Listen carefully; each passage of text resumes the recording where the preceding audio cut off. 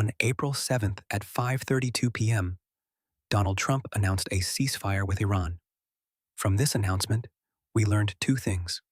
First, Truth Social is the single greatest invention of our generation. And second, markets don't like uncertainty because the very next day, the markets ripped. The S&P closed up 2.5%, the Nasdaq almost 3%, and the Dow climbed more than 1,300 points, marking its best day in almost a year. But it didn't stop there.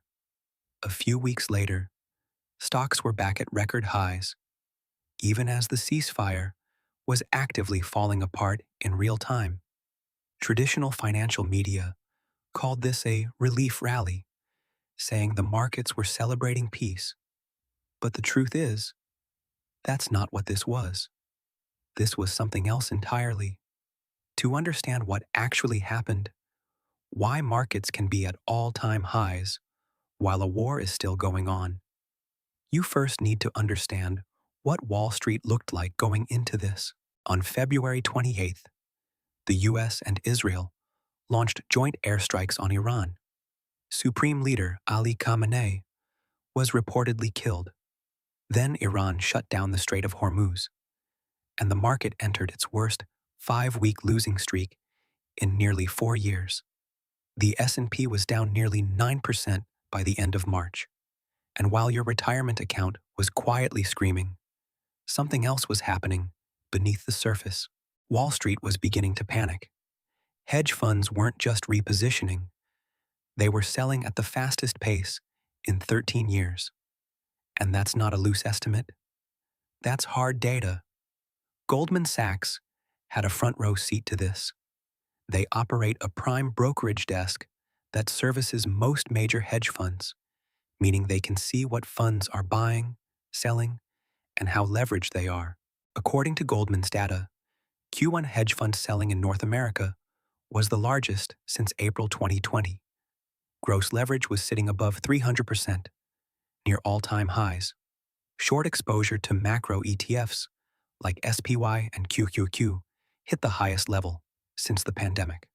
Then on March 19th, commodity analyst Rory Johnston said this: "If you think about a massive disruption in the oil supply chain in the Middle East, the shock is too large for the system to handle. It will begin to creak and break the longer this goes on. We could see prices hit $250, $300 per barrel. This isn't just a recession. We're talking something closer to a depression." Fast forward 6 weeks later, and this might be the most ironic take of the year. At this point, sentiment on Wall Street was clear. Everyone was bearish. Then, on the evening of April 7th, Trump announced the ceasefire. When markets opened the next morning, it was like someone turned Jerome Powell's money printer back on. Over 400 stocks in the S&P finished green. 13 hit all-time highs. Brent crude dropped around 13.5%, and WTI crude fell over 16%, the biggest single-day decline since April 2020. But here's where the mainstream explanation starts to break. According to maritime intelligence firm Windward, which uses AI to analyze GPS, satellite radar, and imagery, only 5 outbound oil carriers were detected moving through the strait by midday. That's a roughly 96% drop compared to the pre-war baseline of around 130 daily transits. So something doesn't add up. How can markets rally on peace when there is no real peace? Which raises the question, what actually moved the markets? The answer is a good old-fashioned short squeeze, and I can prove it.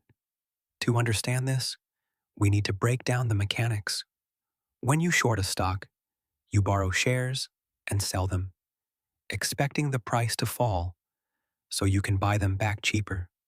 But if the price rises instead, you're forced to buy back at a higher price, locking in a loss. And if prices keep rising, your losses grow. At some point, your broker issues a margin call. You either add capital or close your position. When enough investors face margin calls at the same time, They all rush to buy back shares. That buying pushes prices higher, triggering more margin calls, triggering more buying. That's a short squeeze. And on April 8th, when short exposure was at its highest since 2020, the squeeze began. But that was just the first domino. Once prices started rising, algorithms stepped in. CTAs, commodity trading advisors, run systematic, rules-based strategies. They don't care about news or geopolitics. They follow trends. Downtrend, they short. Uptrend, they go long. Goldman reported CTAs were sitting on roughly $30 billion in short positions going into the ceasefire. Once key levels were triggered, they flipped, not to neutral, to aggressive buying. What was expected to be $40 billion in buying turned into $86 billion in just 5 days, one of the fastest buying surges ever recorded. Then came the third domino, the options market. Dealers must remain delta neutral. When traders buy call options, dealers hedge by buying the underlying stocks. Spot gamma had already flagged a negative gamma environment, where dealer hedging amplifies market moves. Prices go up, dealers buy, prices go higher, more buying. You get the idea. So what did we actually see? A short squeeze, a systematic flip, dealer hedging, three forces stacking on top of each other. That's the rally. And here's the funny part. This isn't new. We've seen this pattern before. December 2018. Markets crash. Powell says, patient, and the Dow surges 1,000 plus points. August 2024. Japan hikes rates. Markets crash, then rebound just as violently. Different triggers. Same mechanics. Because the market structure has changed. 20 years ago, markets were driven by human decision-making. Analysts, portfolio managers, fundamentals. Today, 63% of U.S. equity funds are passive. Over $13 trillion is allocated automatically without analyzing fundamentals. The bigger a company gets, the more it's bought. That's why the Magnificent Seven now makes up over 33% of the S&P 500. Meanwhile, hedge funds have consolidated into massive multi-strategy firms. Millennium, Citadel, Point72, running high leverage and strict risk controls. When losses hit limits, they don't debate. They sell. And beneath all of this is the options market. Same-day expiration options now make up around 63% of total S&P options volume. On peak days, over $2 trillion in notional value trades in a single session. Every one of those trades forces hedging. So the modern market isn't driven by valuation, it's driven by reaction. And when all these systems react at once, you get what we saw on April 8th. Once you understand this, the market starts to make a lot more sense. Because today's market isn't about fundamentals. It's a feedback loop, algorithms, passive flows, and options dealers all reacting to each other in real time. And the headlines? They're just the story people tell afterward.